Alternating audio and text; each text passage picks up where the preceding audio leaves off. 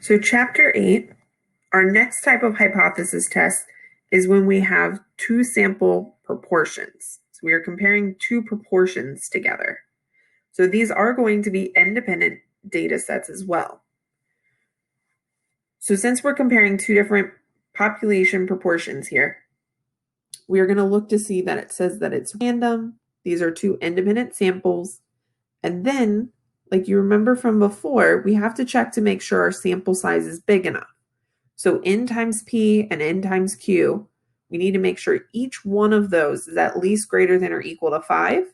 But this time we need to do it for both samples. So that's why there's a slew of things that we're going to check here. So these are all our little P hats and Q hats from our sample. We have all of those to check to make sure that this can be large enough to be a normal distribution. After that, we do have our Z formula here on the bottom left. In order to use it, on bottom, there's two new variables down here, P bar and Q bar. These are the formulas off to the right. So P bar is a weighted mean. So it is putting our two groups together. So adding the X's together divided by adding our sample sizes together. And then Q, like always, is 1 minus P. So we're going to find that early in the problem as well.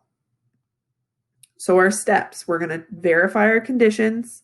Go ahead and verify each one of our N times P's and N times Q's.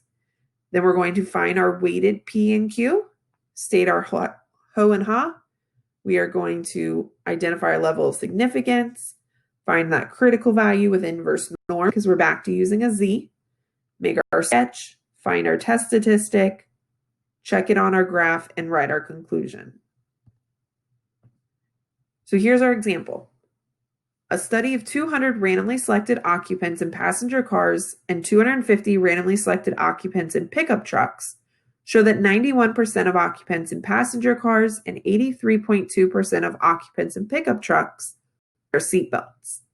At a level of significance of 0.10, can you reject the claim that the proportion of occupants who wear seatbelts is the same for the passenger cars and pickup trucks? So the first things we're checking for, it is random.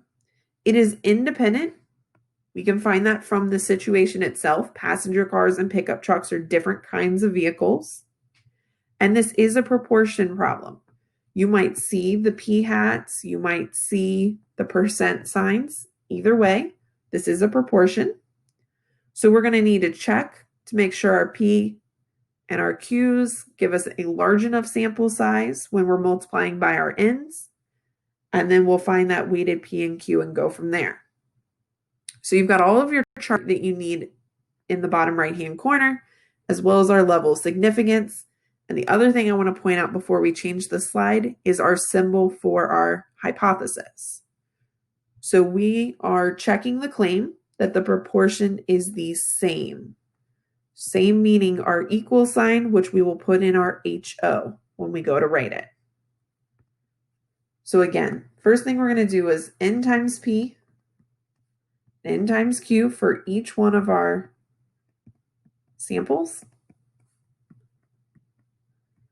The little ones and the little twos are just so you don't mix match them. So it is the sample size for the first group times the P and the Q, and the sample size for the second group times the P and the Q.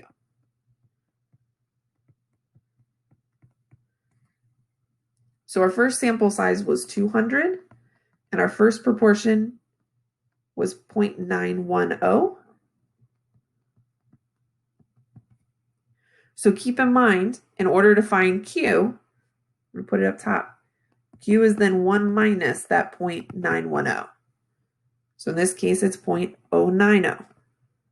That would be our Q. So I'm going to check both of them here at the same time. When I multiply N times P, I get 182, which happens to be the exact same thing as our X1.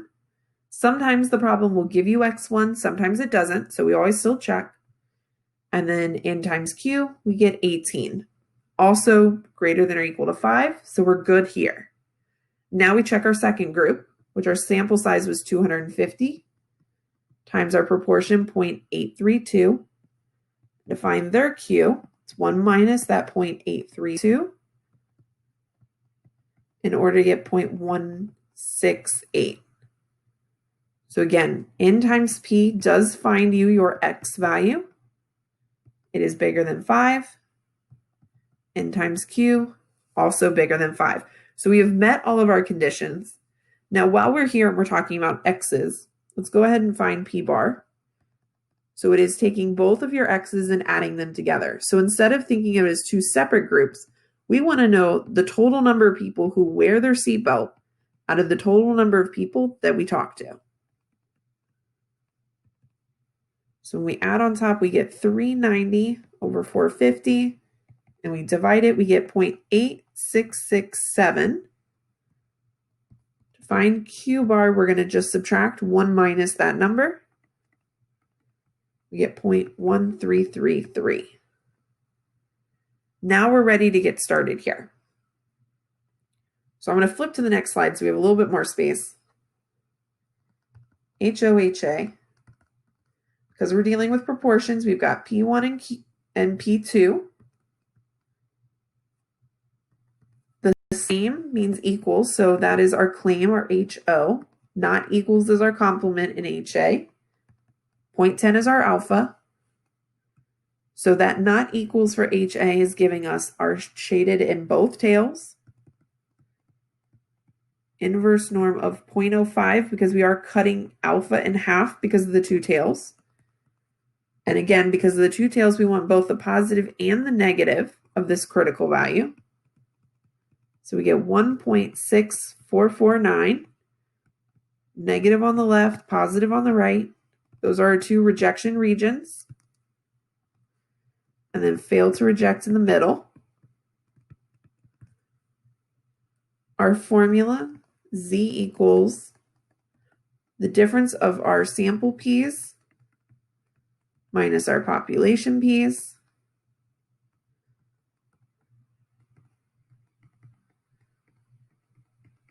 Then on bottom underneath our radical is our P bar times Q bar times the sum of 1 over each sample size. So when you are plugging in your P hats on top, always make sure they are going in as a decimal. So they should always be some small number between 0 and 1. Our population proportion in the back is minus 0. We are assuming these two groups to be equal from the get-go. So 0.8667 for P bar times our Q bar times 1 over each sample size. All of that is underneath the radical on the bottom. Do this all in one step and click enter. To get 2.4184. It is very much in that shaded area on the right, so we are going to reject. So our conclusion sentence at 10% level of significance.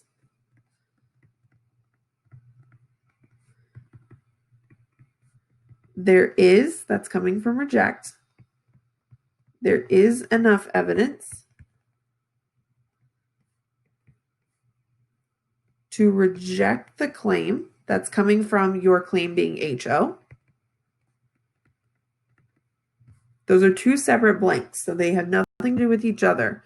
One's coming from your decision, one is coming from where your claim is at. Claim that, and I put the ... so we can hop back to the wording of our problem, always coming from the sentence where it gives us our inequalities. So in this case, the word same. So can you reject the claim that, we'll start right there. The proportion of occupants who wear seatbelts is the same for passenger cars and pickup trucks, all the way down to punctuation, and we would put a period.